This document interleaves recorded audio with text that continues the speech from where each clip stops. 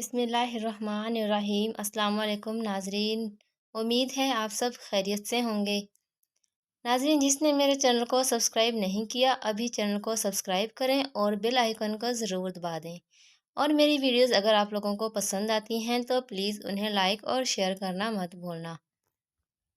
دور آسمان پر ماؤس کا چاند اپنی پوری آب و تاب کے ساتھ چمک رہا تھا۔ ہر سو پھیلا ہوا سیاہ اندھیرا اور ماحول پر چھائی خوفناک خاموشی دل کو دہشت میں منتقل کر رہی تھی۔ جب تیز ہوا سے درختوں کے پتے سرسراتے تو گردنما کے ماحول میں خوفناکی پیدا ہو جاتی، پھر ہوا رکتے ہی پھر سے خوفناک خاموشی ہو جاتی۔ ایسی اندھیری رات میں خوفناک منظر صرف ایک ہی جگہ کا ہو سکتا تھا، اور وہ تھا ایک پرانا قبرستان۔ مگر زیادہ عجیب بات یہ تھی کہ ایسی خوفناک رات میں اکیلی لڑکی قبرستان میں کیوں آئی تھی؟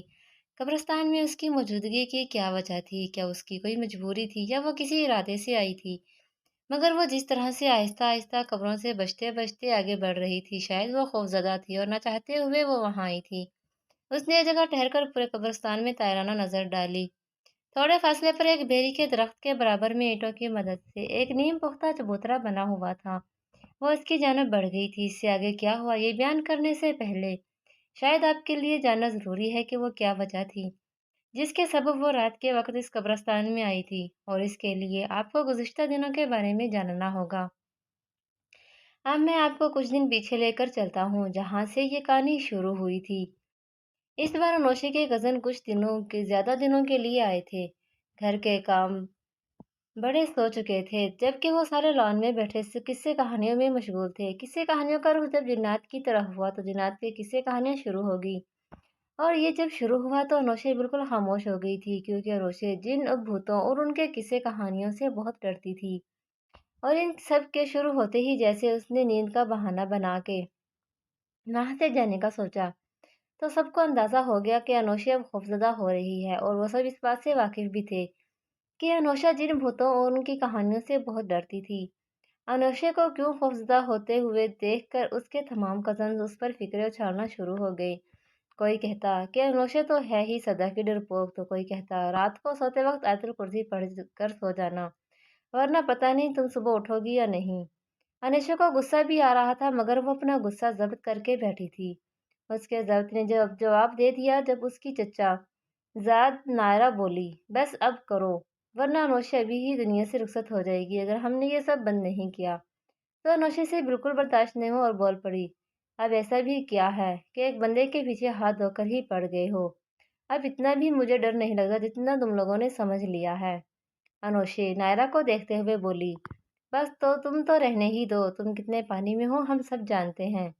تایا زید کے بولنے پر انوشے چڑ گئی، اگر تمہیں یقین نہیں آ رہا تو اس میں کیا کروں؟ اگر تمہیں ہمیں یقین دلانا ہے تو بات کرو، شاید پھر ہمیں یقین آ جائے کہ تم ڈرپوک نہیں ہو۔ نائرہ کی چھوٹی بہن مائرہ بولی، ویسے مائرہ تمہاری بات میں دم تو ہے، اگر تم یہ بات ثابت کر کے دکھا سکتی ہو تو ثابت کرو، پھر ہم سب مان جائیں گے کہ تم بہت بہادر ہو۔ زید کا چھوٹا بھائی عبید بولا۔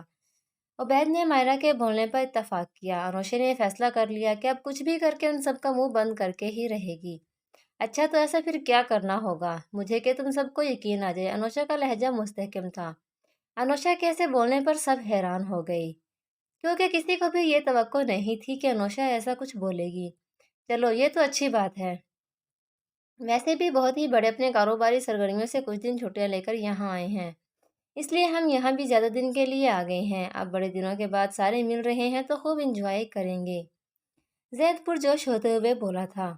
ابھی ہم یہاں مزید کچھ دن اور یہاں ہیں تو ہم سب مشورہ کر کے تمہیں بعد میں بتائیں گے کہ تمہیں کیا کرنا ہے، زید انوشے کو دیکھتے ہوئے بولا تھا، اور وہ سب دوسری باتوں میں مشغول ہو گئے۔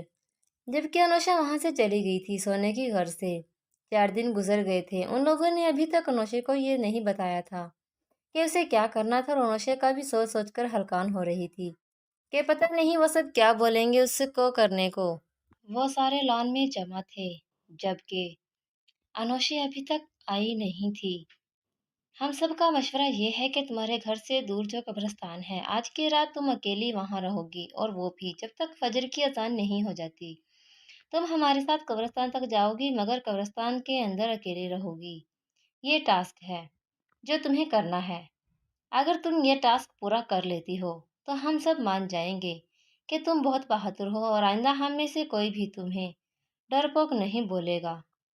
اور اتنا ہی نہیں، کل کا لنچ بھی ہماری طرف سے جس ریسٹورنٹ میں تم بولو گی۔ اور اگر تم اپنا یہ ٹاسک پورا نہیں کر سکی تو پھر فجر کی اذان سے پہلے ہی قبرستان سے باہر آ گئی تو ہم مان لیں گے کہ بس بولتی ہو تم کہ بہت بہادر ہو، اصل میں تم بہت ڈرپوک ہو۔ اور پھر کل کا لنچ بھی تمہاری طرف سے ہوگا جس ریسٹورنٹ میں ہم بولیں گے۔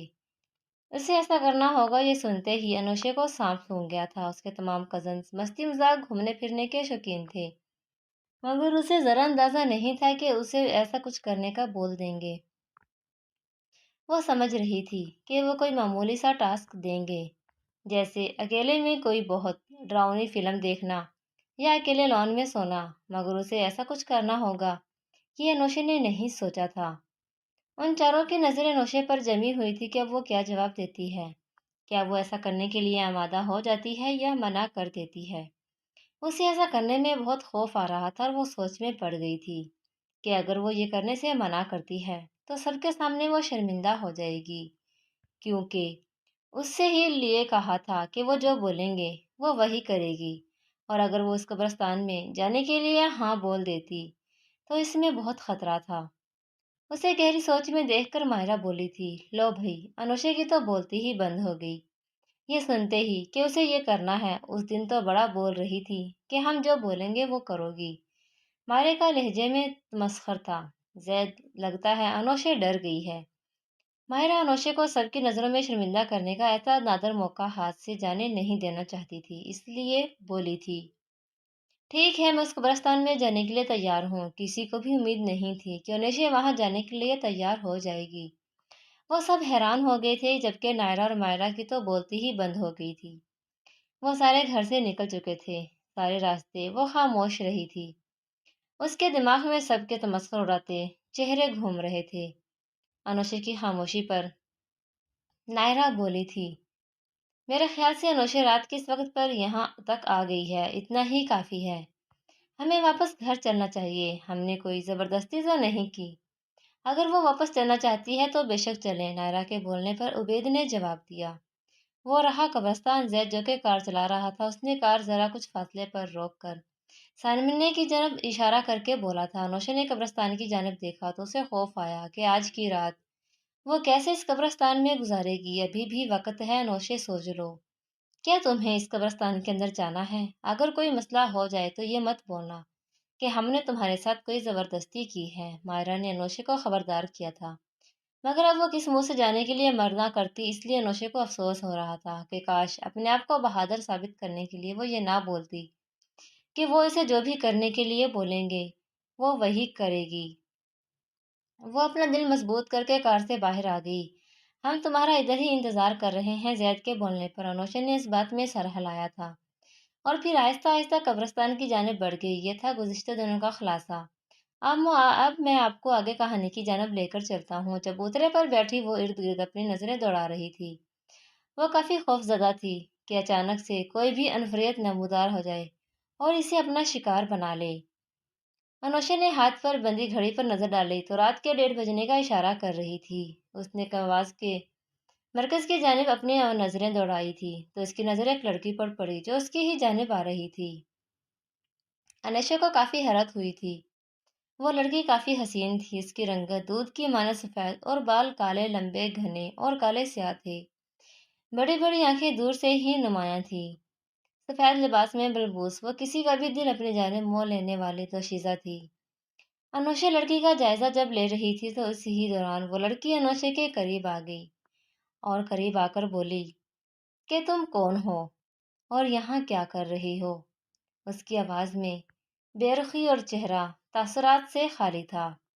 میرا نام انوشے ہے، تمہارا کیا نام ہے؟ میرا نام فیروزہ ہے اور میرے بابا اس قبرستان کے گورکن ہیں۔ انوشے کے پوچھنے پر گورکن کی بیٹی نے جواب دیا۔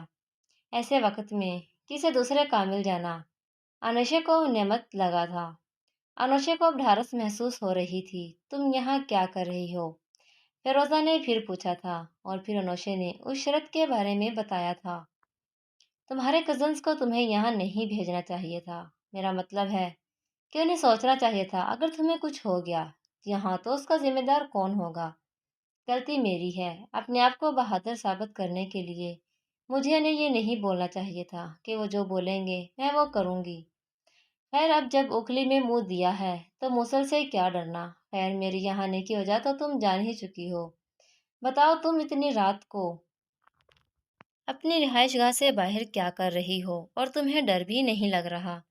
انوشا کے بولنے پر وہ مسکرائی تھی اور بولی تھی، اس جگہ سے کیا ڈرنا، مرنے کے بعد ادھر ہی تو آنا ہے، اور ویسے بھی میرا بچپن ادھر ہی کھیل کر گزرا ہے۔ میں ادھر ہی جوان ہوئی ہوں، رہا سوال اس وقت میرے باہر ہونے کا تو مجھے شب کوری ہے، مجھے رات میں نیند نہیں آتی، میں یوں ہی جاگتی رہتی ہوں اور اکثر بیزار ہو کر اپنی رہائش گاہ سے باہر آ جاتی ہوں اور چہل قدمی کرنے لگ جاتی ہوں۔ میں نے تمہیں رات میں قبرستان آتے دیکھا تو حیرانی ہوئی کہ تم قبرستان میں کیا کر رہی ہو، اس لیے پوچھنے آ گئی۔ انوشا کے پوچھنے پر فیروزہ نے جواب دیا۔ انوشا نے ہاتھ پر بندھی گھڑی پر نظر ڈالی تو گھڑی رات کے 1:30 بجنے کا اشارہ کر رہی تھی، اور پھر وقت بھی گزر ہی نہیں رہا۔ انوشا نے بیزاری سے کہا، کیا تمہیں ڈر لگ رہا ہے؟ پہلے لگ رہا تھا، مگر اب نہیں۔ انوشا نے فیروزہ کے پوچھنے پر جواب دیا، تمہارا وقت گزر جانے کے لیے میرے پاس ایک مشورہ ہے۔ وہ کیا؟ انوشا نے حیران ہوتے ہوئے پوچھا۔ کیا تمہیں کہانیاں سننا پسند ہے؟ فیروز نے اس کے برابر میں بیٹھ کر پوچھا۔ ہاں، مگر ڈراؤنی نہیں۔ مگر جو کہانی میں تمہیں سنانا چاہتی ہوں وہ تو ڈراؤنی ہے۔